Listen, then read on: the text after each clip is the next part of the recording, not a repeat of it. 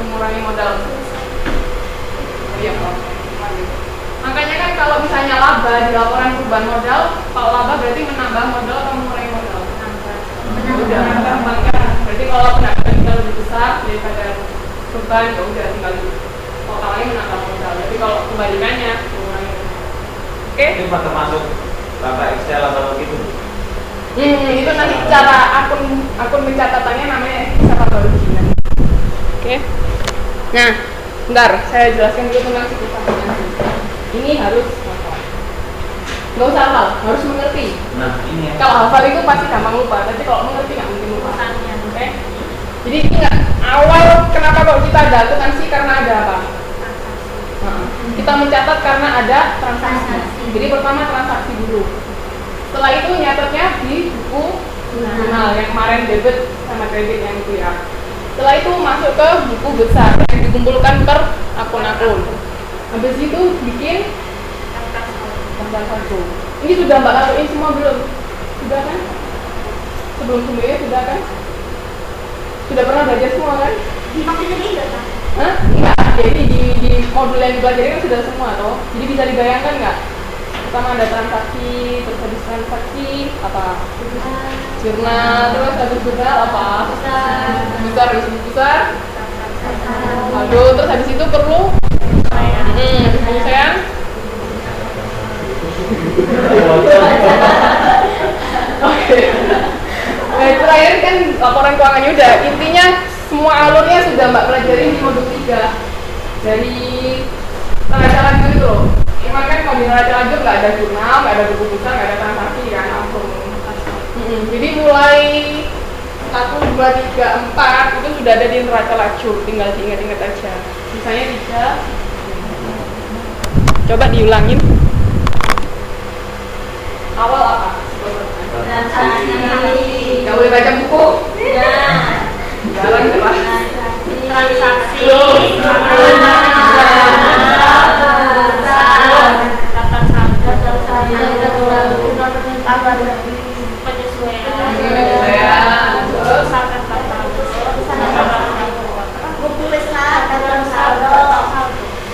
Saldo setelah diselesaikan dia akan apa?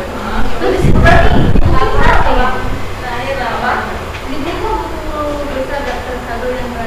nggak usah pakai buku besar, nanti bikin dulu. nanti Langsung daftar saldo setelah diselesaikan gitu aja. Tapi andai kata nanti ada soal dari UT, ada kata-kata gitu ya sudah apa. Tapi untuk pemahaman kita biar bisa membedakan sama buku besar yang sesungguhnya nggak usah pakai kata-kata. Jadi ingat ya alurnya ya. Yang terakhir baru bikin laporan keuangan. Laporan keuangan ada berapa sih? Ayo ada berapa? neraca.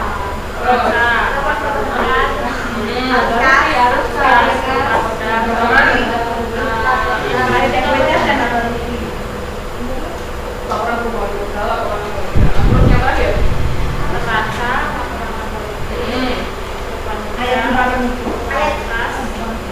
Terus satu lagi kemarin ada yang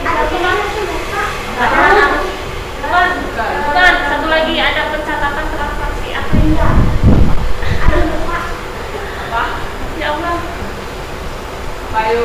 Catatan atas laporan keuangan. Ya, itu yang dimaksud. Oke. Catatan apa gitu? Catatan atas laporan keuangan itu keterangan tentang kata-katanya. Keempat laporan itu kata-katanya ditulis di catatan atas laporan keuangan. Oke, paham ya? Nah, oke. Satu lagi selain pendapatan dan beban yang harus ditutup itu prepay. Karena prepay kan juga berpengaruh pada modal kan. Iya. Itu juga harus ditutup.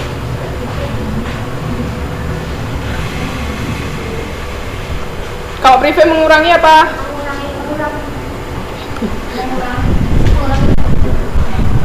Nah, sekarang ini.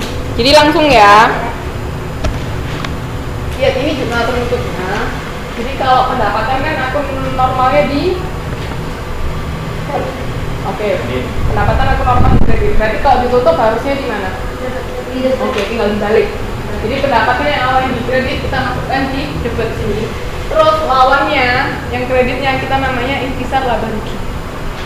Jadi di sini ada pendapatan Q sama pendapatan K misalnya segini, terus ikhtisar laba ruginya itu. Nah, kalau beban gimana?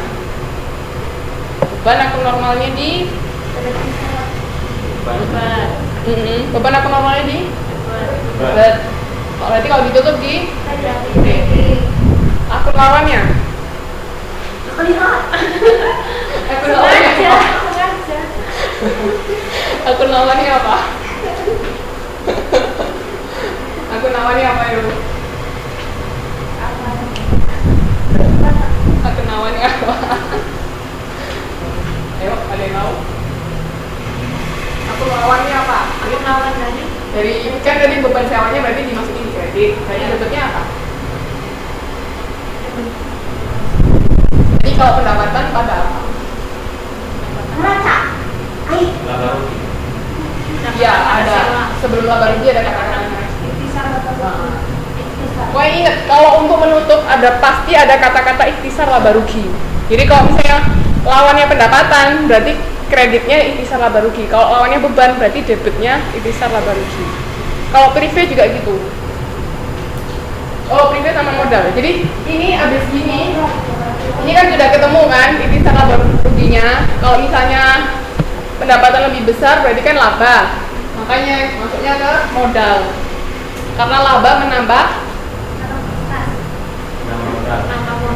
laba menambah iya bukan menambah kas loh ya, laba itu menambah modal bukan Kas menambah sama modal berbeda loh. beda. Kalau kas kan kas itu kan uangnya, kalau modal kan macam-macam, tapi itu untuk keberlangsungan usaha. Misalnya Mas mau bikin usaha apa, bakso misalnya, bakso oke, setor kas bisa, rombong itu juga modal nggak? Iya. Nah, iya. Jadi modal itu macam-macam, nggak hanya kas. Catatan. Iya bisa, tergantung awal pertama sekolahnya gimana. Oke, jadi sini kalau sudah ada ikhtisar laba ruginya antara pendapatan sama beban itu masuk di sini. Coba dihitung deh. 16.960.000 dikurangi 9.775 berapa ketemunya? Berapa? Ya benar kan? Jadi selisihnya 16 juta ini dikurangi 9 juta ketemunya yaitu 7 juta ini. Makanya ini masuk ke modal. Andai kata, 9 juta itu dari mana? ini totalnya ini semua. Total bebannya. Kalau ini totalnya pendapatan berapa? Balikannya. Iya, tinggal dibalik aja. Nah, andai kata ini rugi, nyatetnya gimana? Andai kata rugi, ini kan laba. Kalau rugi, Modalnya di atas. atas mana? Modalnya di depan. Jadi satu level itu di bawah. Bawah. Di kredit. Di bawah. Udah tetap Oke. balikannya lagi tuh ya. Iya, dibalik. Jadi kalau rugi, dibalik. Balikannya. Modalnya di debit, itu salah ruginya di kredit. Iya. Bukan dulu. Iya. Terus habis itu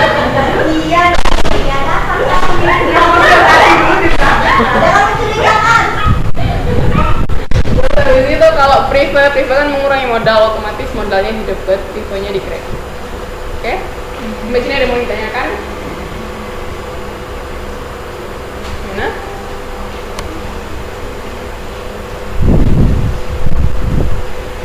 Ada yang mau ditanyakan ke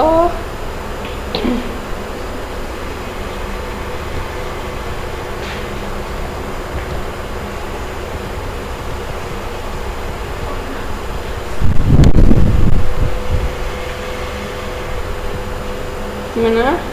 Ada yang mau ditanyakan?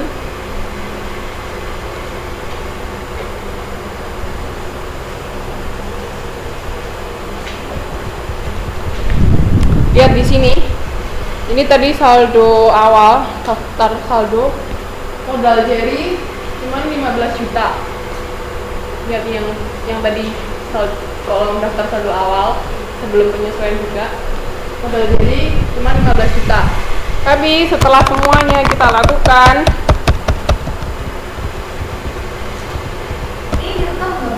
direkam. Masuk nggak ya? Tapi suara saya kalau di sana masuk kali ya.